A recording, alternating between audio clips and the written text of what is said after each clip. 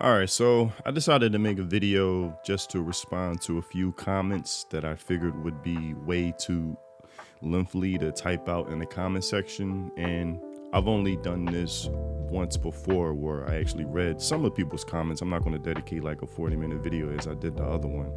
I'm just going to read a few comments and just give my thoughts to give more of my perspective and a better response than a typed out one. So I recently did a video talking about how a certain scene in the new My Hero Academia Vigilantes video was censored out or just edited out or just not in the anime at all that was in the manga. And it was when Pop Step got cornered by a few thugs and they hinted at the fact that they were going to R-word her by having their way with her. And the point that I was making is that I feel as if in our current society, we're infantilizing the current generation. We're compared to other generations prior, especially the 90s baby. I'm a 90s baby, news alert. That we weren't so coddled back then. And I do make the point that, yes, there were helicopter parenting back then.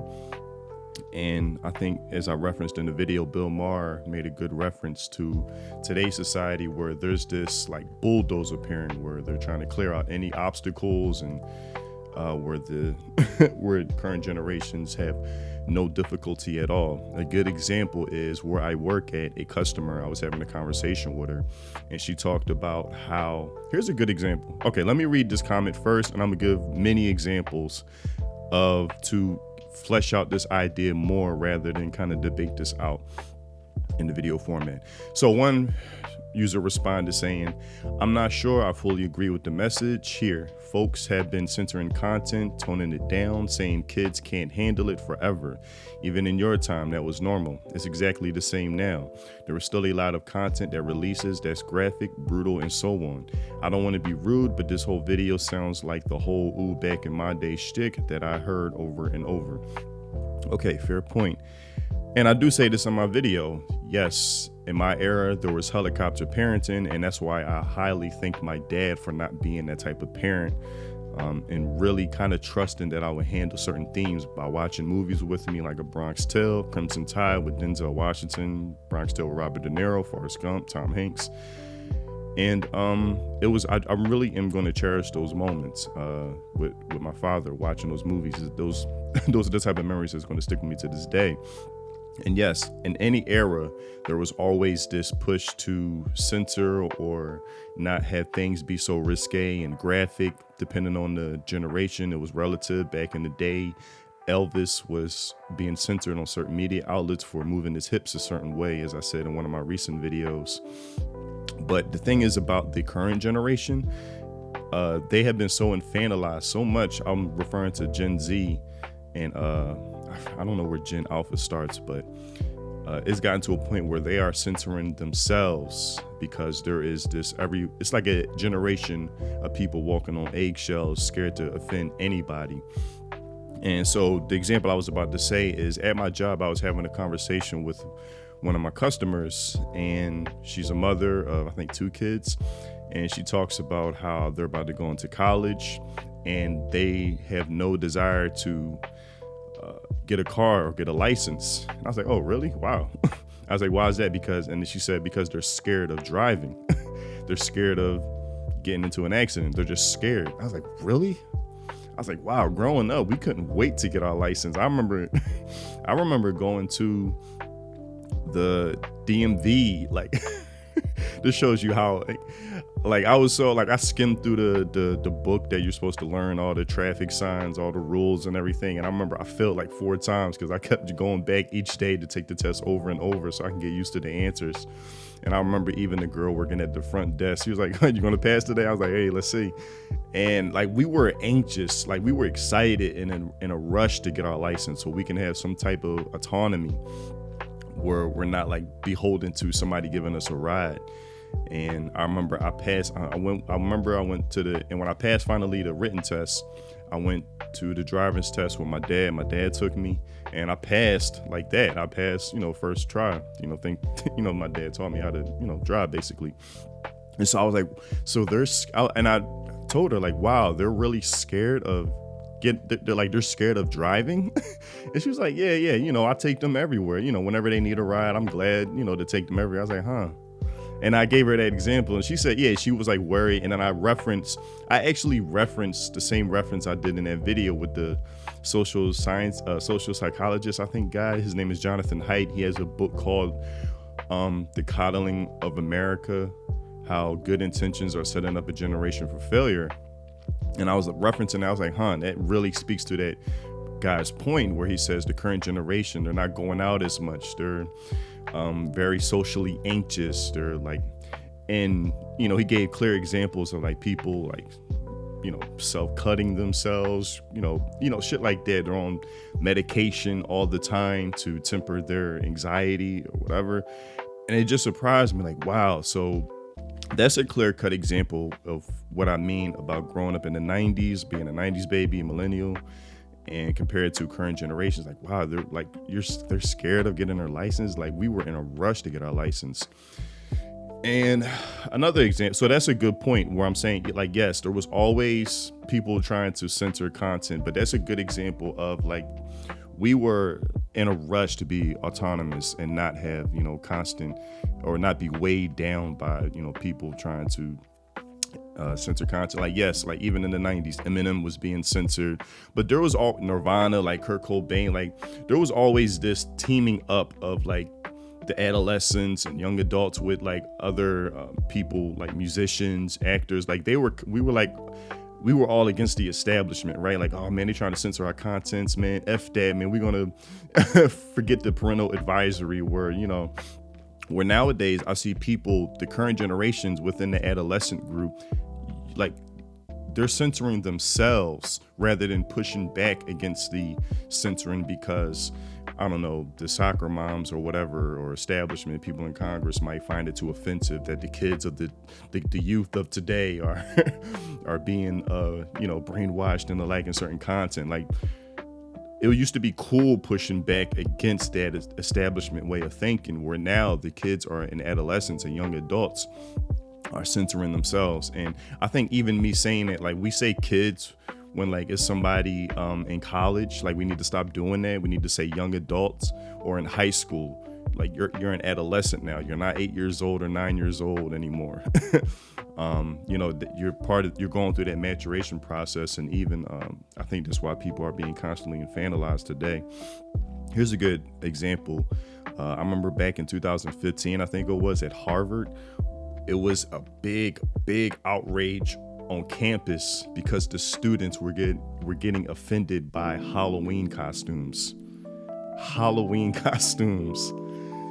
Like, that's a very good example. Like, wait a minute, you guys are young adults. Like, you're in college. If anything, you're supposed to be like, compared to every generation before you, this is the time that like it reminds me of Mean Girls, where like you're like everybody's trying to wear the most risque outfit or the most offensive outfit. Like, this is your like you're in that phase where it's like, yo, let's be the most outlandish we can be.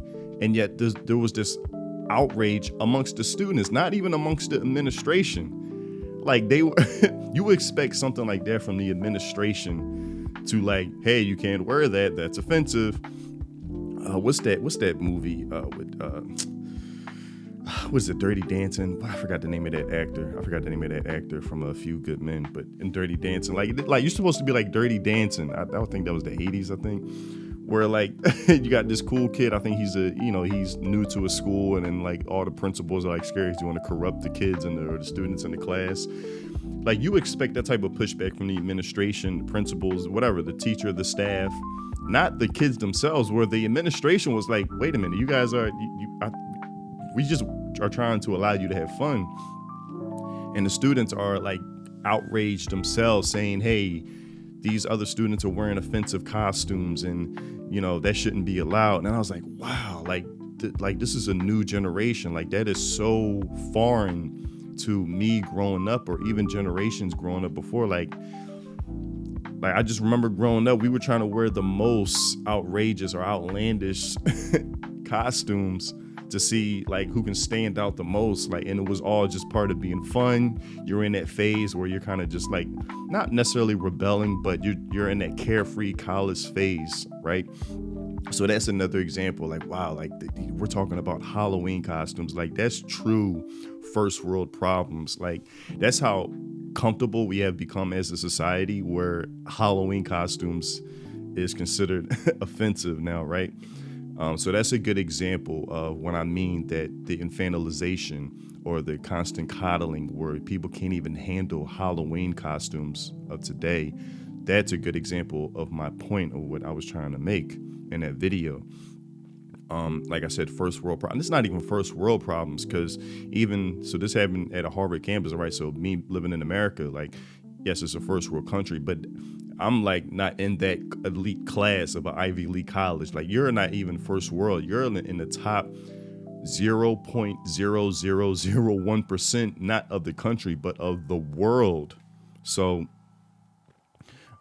that's another good example of like we're trying to manufacture problems, because things just aren't, comparatively speaking, right? It's relative, where we just don't have a lot of, where Halloween costumes is the big uproar, right?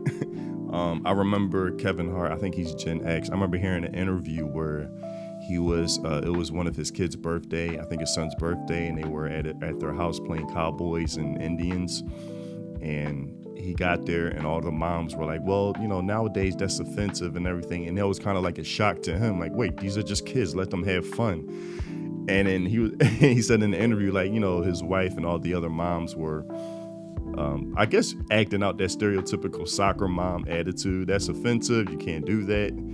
And he was like, man, just let the kids be kids. But I think he caved in to where, like, if anybody tried to approach my dad, or any of my friends tried to approach their dads, because I still have the same group of friends from grade school. We all like always had sleepovers. Even then, like, here's another good example. It's like, okay, so Kevin Hart, here's another good example. I'm thinking of so much shit on the fly. Here's another good example.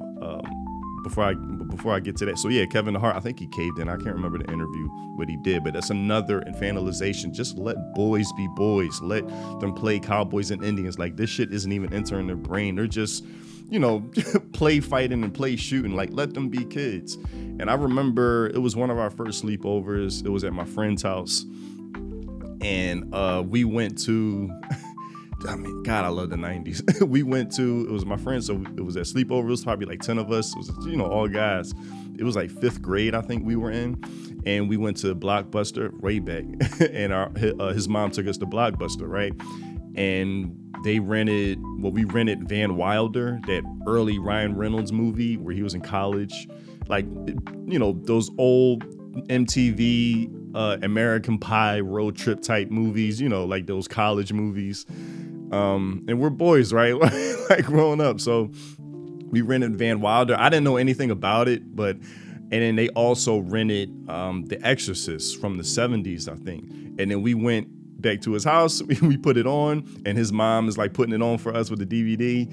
And the menu screen is a topless chick, a cheerleader, and you got to go, like, her breasts are like the menu screen to press play or to skip a scenes. And we were all like, oh shit, is his mom going to turn it off? And she was like, oh God. She knew, like, and she was cool with it. Like, she understood we were boys. Like, I think it was 5th or 6th grade. She understood we were boys. Like, she just allowed it to be, right? And we had that was a fun ass time. Like, we watched Van Wilder. I think it was 5th or 6th grade or 7th grade. It was probably 7th grade. I can't remember exactly. Like, we were 7th grade, so we just turned maybe 12, 13. I can't remember exactly. But that was just funny. And she, like, she wrote her. I was like, oh, okay, all right, you guys, all right. I'm not gonna be like, that crank down soccer mom attitude. And, and we turned out fine. Like, we're still friends to this day. I was just out with them. If you guys tuned into my last live stream, I was just out with them last weekend celebrating his birthday. Actually, it was his birthday, the same guy who had the sleepover with his mom at his mom's house. And man, I got wasted. Jesus, mixing whiskey with vodka shots. We got too caught up in the moment. It's been years since I had a hangover. That's why I was late with a video this week. But okay, so anyway, And and we watched it like that's the example. So that's what I mean about growing up in the 90s. We weren't coddled, we weren't infantilized. Like, okay, so and the thing is, we're going to find these movies on our own. Like, we're like, I remember American Pie, like we trying to see if it comes on Stars or HBO or something, and recording it so we can watch it over and over again, like, shit like that. Like, and that's another example is what I mean as far as not being coddled. That's another example. And then I remember The Exorcist. I didn't know what The Exorcist was at that time. I just remember they put it on, and I was like, man, what's this old movie? Like, why did you guys, who chose this movie? This shit looks old. This is like something from the 70s. I thought it was boring at first. Like, why are we watching this old ass movie? And then that scene happened where, the daughter got possessed and her neck is doing a 360 turn. Your mother sucks cock and I was like, oh shit, now I know why we rented this movie. Okay, this shit is kind of scary.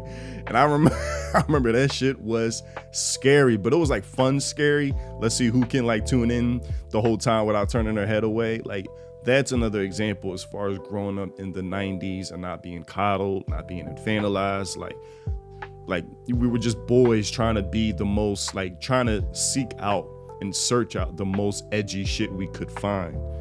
That's what I mean. That's another example of growing up in the 90s and even any generation before us, the 80s, Gen X, so that's another example where nowadays you got people being offended by Halloween costumes on a college campus. Not even the kids, I need to stop saying kids, not even the young adults. The young adults, not even the administration. If anything, the administration was trying to give leeway, like, hey, we're just trying to let you guys, you're in college, you're supposed to be edgy or whatever. So that's another example. Another example, and then nowadays you have, nowadays people get outraged if there's attractive women in video games. Like, that's another example. Like, what? That's like Tomb Raider back in the 90s was a big phenomenon. Like, high shorts, big breasts.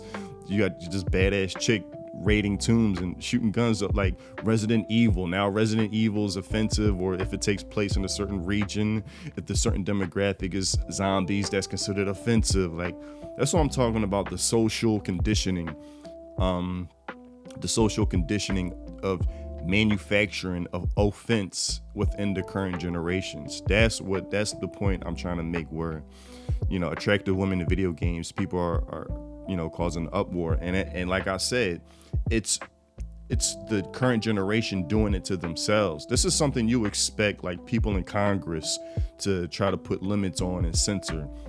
It's like it's the player base themselves, or not the player base, but like the people of the current generation trying to censor content from the current generation that's trying to play it, as far as the player base of that game. So it's like, wow, like that's so different from growing up when I was growing up or whatever. We were like just seeking out the most edgy, like an attractive girl in a video game, and I was like, yes, like and many other things, whatever, like Eve and Stellar Blade is considered offensive. Emma Frost and Marvel Rivals, like her being attractive is causing outrage. Shit like that. It's like, wow, man, like when you have the current generation censoring themselves and at war with themselves, like, you guys are supposed to be united against the establishment of like, nah, we want attractive characters in our video games and we don't care what you think, Congress. Like, I'm probably not going to be able to get to any of the comments. I did a live stream 2 days ago where we were watching the making of Mortal Kombat 3, the video game. And just to getting back into the mindset of the 90s, and it was other millennials in the chat like, man, I miss the 90s, man. Where, of course, Mortal Kombat, they were being censored by this guy, in Congress, saying this is too much violence and everything. And that's where the age ratings or mature ratings came in as far as video games. But, that shit, that's the type of shit that would piss us off growing up. Like, no, we want edgy shit in our video game. We want the woman to be attractive. Shout out to Sonya Blade, man. She was looking good in that documentary. We want all the violence. We want the fatalities. Like, stop trying to censor our content. There was this unification of the current generation against the former generations trying to censor content. That's what I mean. Where, like, there's a division between, like, people trying to censor themselves or whatever. Just growing up, it just wasn't like that. What other examples can I give?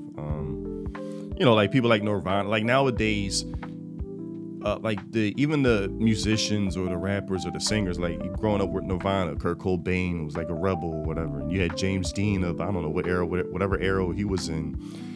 Like the actors or like the celebrities were on the side of the youth at the time, the current generations of the time. Where nowadays you have the celebrities, they're with the establishment. They're like, no, that's offensive nowadays. And it's like, damn, I feel bad for current generations. It just wasn't like that growing up in the 90s. Like Eminem was on our side. 50 Cent was on our side. Like, Nirvana was on our side. He was, rebel against the boomers or whatever. So it just wasn't like that growing up compared to what it is today. What other examples? All right, I think that's about all the examples I have for that. How long is this? I don't even know how long is this so far. Let me see what other comments that I saved. Okay, so here's a comment. The clip of that guy you posted was right on point. He's an absolute OG. The pig metaphor and the explanation that followed were also spot on. I had a lengthy comment I wanted to share about the rise of people wanting to eliminate perverted characters, but I'll save it for another video. So he's referencing, and I think within that same video, or maybe it was another video, because I referenced that interview twice in two different videos.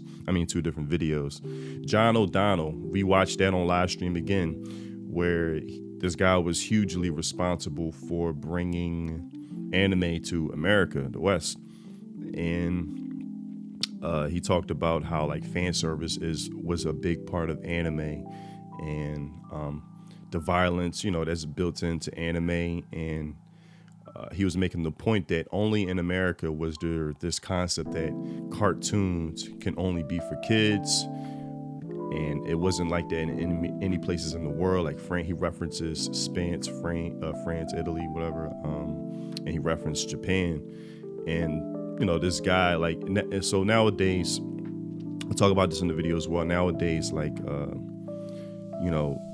you can't have a scene like that in My Hero Academia. You can, but I guess they're scared of the backlash they might receive. Like, oh my God, how can you have that scene? And in that video, I talk about growing up watching Akira. Death Note had a certain scene where a woman is about to be had. I don't want to say the R word. YouTube will punish me. But yeah, there's a scene in Akira where Tetsuo's girlfriend is about to, there's a gang about to have their way with her. I remember watching that as a kid. Death Note, the first episode, like Yagami saves this girl from almost being had by this gang, this biker gang. Just growing up, like, it wasn't just constant. Like I said, that's another example of the constant coddling or whatever. And shout out John O'Donnell. I guess I made my point with that. That comment kind of lends this point to what I've been saying earlier, where like people, they get offended by fan service now. Like this is what I'm talking about. Like growing up, like in the night, like watching fan service in anime was like, yo man, that girl is hot. Like that was something to be cherished. Where now it's like, what's that? Do you even lift, bro? This guy standing out of jail. It's like, do you even watch anime, bro? Like, it's like you're getting offended by fan service. It's built into the medium. It's part of the medium. I can see maybe if you're watching a Silent Voice and you see the type of fan service that's in, I don't know, a harem anime, because it'd be so out of place as far as the mood of it. Like, maybe I can understand that. But like, I think even like Fire Force, people get offended by Tamaki. I'm like, yo, this like it lets you know what it's going to be from the beginning. If you're getting offended, that's on your end. So like, I forgot that meme or that saying, do you even lift, bro? It's like, yo, do you even watch anime, bro? Like, you're getting offended by fan service. Like, growing up in the 90s or any generation, like, you're like beautiful women, attractive women in media. Like, we were seeking that shit out. Like, and now that's considered, offensive. All right, let me see if I can find another comment. Give me a sec. I saved a few that I just wanted to quickly respond to. Maybe is it this one? My fault. Taking a while.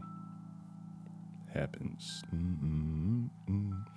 My fault. I'm listening to a Cowboy Bebop tribute playlist song. All right. Okay. Here's another. Here's a comment under my too much fan service talking about Tamaki and Fire Force. How that is still, how people are still being offended by that is a surprise to me. Okay, so somebody said Armstrong slander just to defend Tamaki. Okay. So the point I was making in that video was people being offended by fan service only goes in one direction. Of course, we all know that. Everyone knows that by now. Like, nobody's causing a fuss, as another person said in the comment section, when Dante rips his shirt off, or when I don't know, Cloud, is shirtless on the beach or something, or what's another, I don't know, Kazuya, whatever, his shirt off in Tekken. Like, nobody gets offended by man service for women, where attractive guys, for women players or women fans or whatever. It's always the women fan service causing offense. So I was trying to make a point where the constant criticisms of Tamaki and Fire Force, her fan service, that it's silly fan service in a serious moment where a fight is about to happen and she trips, falls, her bra falls off and panty shots are shown, and where people get offended by that. And so I was trying to make a point with Armstrong in Fullmetal Alchemist.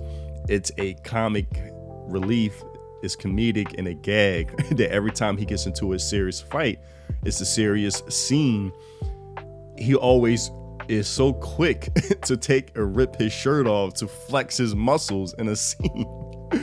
and he is like a joke. And I remember even thinking about it now, like, I laugh. And I remember watching it like, yo, this shit is funny. Like, Armstrong, that's part of his character. Like, you expect it now. Whenever he's about to fight, he cares more about flexing his muscles, like he's Arnold Schwarzenegger in a bodybuilding competition. Like, he cares more about flexing his muscles than the fight itself. He wants you to see his muscles, and he's posing. So I was given an example of a comparison where that criticism and outrage only goes in one direction. And Armstrong is a good example of that. He's comic relief the same way Tamaki is comic relief, where here you had the serious fight about to happen and then her bra falls off. Where you have Armstrong and the fight is about to happen and he rips his shirt off and he cares more about flexing his muscles like he's Arnold. That's the example I was given. I'm not slandering Armstrong. Yeah, that's the example I was given. And even within that video, I gave an example of a character in Fire Force, the same anime, where the sergeant, the guy who always uses artillery, and Maki's brother, they were fighting this giant of a dude, this Goliath guy, who part of the White Clad. And this guy is dressed in nothing but drawers and a cape. He's wearing nothing but underwear and a cape. And like, nobody gets outraged by that. So I'm saying that's why it only goes in one direction. And he turned the scene silly by flexing. And it's designed to make you laugh because the way he's flexing is so on the nose. Like, this guy's flexing his chest muscles. Like, that's only, he wants you to see his muscles more than he cares about the fight himself as a character. It's a gag, it's comic relief. And that's the example. I'm like, yo, this criticism only goes one way. It's the woman fan service that causes outrage all the time. All right, I might just end the video there. Who knows how long this video is so far. I don't want it to be too long, for real. I had other comments I wanted to respond to. And I guess to go back to the other comment about John O'Donnell, the pig metaphor, so when John O'Donnell was bringing anime to the West, he had to educate retailers, like, yo, stop thinking as anime as he said, porno. Get that out of your mind. It is not porno because maybe you get a panty shot here and there. It's called fan service. It's part of the medium. Stop thinking it's porno, because people really thought when anime was getting introduced to the West that it's just porno. And so like if in a retailer, they might put it in the, I don't know, the porno section of the video store or whatever. So he was trying to let people know, like, and he said you constantly had to hammer this point home that anime is not, stop thinking he's like, stop thinking kid cartoons when you think of anime. Stop thinking that. And he references this quote from Mark Twain: never try to teach a pig how to sing. Yeah, basically never try to teach a pig how to sing. He said 2 things are most likely to happen. 1, you'll fail. And 2, you'll increasingly annoy the pig. And that's very true. Like, the more you try to educate people, like, you know, it's hard to convince somebody when they don't have their mind made up. And I also think of Plato's cave allegory. I don't know if anybody is aware of that allegory, where Plato has this, it's a story where he tries to make a point about what happens when one person out of a group discovers the truth and reality of things. And when he tries to go back to that group, like, hey man, we've been lied to our whole lives, like, here's the truth, that group will increasingly first mock that person for trying to educate them on the truth, because they see him as the crazy one. But the more you try to educate them about the truth, it goes from them mocking you and finding this hilarious to actually them becoming hostile, where they threaten to, you know, end your life now because you're trying to bring some type of realization of reality to their lives. So there's an allegory where he explains this, Plato, a story where, imagine a group of people enslaved in a cave and they're chained up, and their whole lives they're in this cave in darkness, and the only thing they see before them is a wall, is a rock wall. That's all they know their whole lives. And occasionally there is a fire, you know, like a little fire pit that gets lit behind them. And then people, you know how you put, like, you're in a projection screen where you put like your hand in front of a light and it causes a figure to appear on the wall. So maybe you can make your hand look like a dog and you put it in front of the projection light, and it looks like a dog if you move your hand or position your hand a certain way. So he gives this example, like, this is like people who had these people chained up their whole lives. They only are forced to stare at this wall their whole lives in this direction. They can't move. And the people who have enslaved them put these figures up on the wall. So they think a dog is literally just a 2-dimensional hand figure. We're like, oh, that's what a dog looks like. Okay, wow. Sorry, I just burnt. That's what a fox looks like, or, you know, that's what a butterfly looks like, you know. And these are people just manipulating their perception of reality basically behind them. There's, you know, and then one day one of the prisoners gets freed or escapes. He's able to free himself from the chains, and he walks outside into the light. And on his way to the light, he's stumbling. Of course, you know, because all he knows is darkness. And the more he gets close to the light, his eyes are very sensitive because he's never experienced light before. And he leaves the cave, and he's like, you know how you spend time in darkness and somebody turns the light on too suddenly, it kind of hurts your eyes a little bit. He leaves the cave, and it's like, oh shit. At first his eyes has to adjust to the light of reality. He's like, oh, whoa, this is like a whole nother world out here. And that's like kind of what it's like to get yourself adjusted to the truth. It's kind of painful. That's why they say the truth hurts. It's kind of painful to experience the truth. So it's kind of painful for your eyes to experience light for the first time. You kind of have to ease yourself into it. That's why people are so resistant to truth, because, you know, sometimes lies becomes integrated with people's personality, and it forces you to accept a part of yourself that you don't want to accept at times. So this guy discovers reality for the first time. He sees an animal for the first time. He's like, oh, that's what a fox looks like. It's not this 2-dimensional dark figure on the wall. Oh, there's actually, I'm looking at this fox for the first time in a 4-dimensional way, a 3-dimensional way. Like, oh, there's fur, there's little hairs, their eyes, you know, actually has pupils. The way they walk is different. The barks on the tree are much more detailed than I thought. The way birds actually can whistle and sing. Oh, this is what a butterfly looks like in reality. And so this guy's like, oh my God, we've been lied to our whole lives. This is what reality looks like. And so he tries to go back into the cave to let the other prisoners know, like, yo, we can escape. Like, we've been lied to our whole lives. and he goes back into the cave, and while he's going back into the darkness, he's so used to the light, so he has to readjust himself to the dark, and he kind of stumbles a little bit. And that's what it's kind of like to not to be not to be offensive, but it's sort of like when you finally discover the truth. In order to deliver the truth to other people who aren't aware of it, you kind of have to dumb yourself down to kind of speak to their level of awareness or a level of knowledge. Because if you come off too abrupt with the truth, they're just automatically going to reject you, right? So I liken that to an analogy. When he goes back into the cave, he's stumbling a bit and he has to be very careful where he walks. That's like an analogy of him having to dumb himself down. And he finally comes across the other prisoners and he says, hey guys, yo man, there's a whole nother reality out of here. We've been lied to our whole lives, man. I want to bring you guys outside.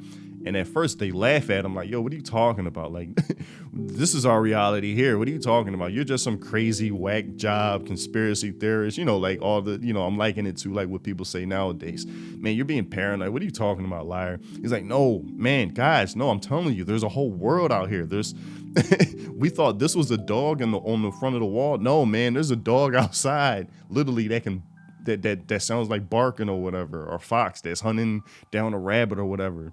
And the more he tries to bring them to reality, it goes from them laughing at him to them actually becoming hostile. Where now they're like, yo, chill, dude. Like keep going on about this and we're going to kill you. And I think that's a very good example of the pig metaphor. You can't teach a pig how to sing or whatever, two things are going to happen. You're going to fail, or that pig is going to become very annoyed. And that's what happens when a lot of truth seekers or truth tellers try to bring the truth to the masses. The masses get very, very, first they laugh at you because you're like ostracized, like, you're the only one, like it's only one of you and all of us. You're telling all of us are wrong. And it's like, yes, all of you are wrong. And the more that this one person tries to bring truth, the more the crowd becomes hostile and actually threaten to kill him. And so I think that's a very good metaphor. There's videos on YouTube about it. Plato's allegory of the cave. If you haven't, definitely check it out. It's very, very relevant to today. Actually, it's one of those stories that's always relevant no matter where you're at. But all right, I think that's good. Who knows how long this video is going to be? So I'm gonna end it there. I had other comments I wanted to get to, but this is why I do concise videos, because I will ramble and I would just keep going. And this is probably, I don't know how long this is, maybe 15 minutes already. So, and I'm not going to even bother editing this because it's just going to take too long. So I'm gonna probably just put a still image up or something with some music in the background, or maybe just one scene playing. So matter of fact, I like this Cowboy Bebop scene in the jazz lounge. I think this is perfect.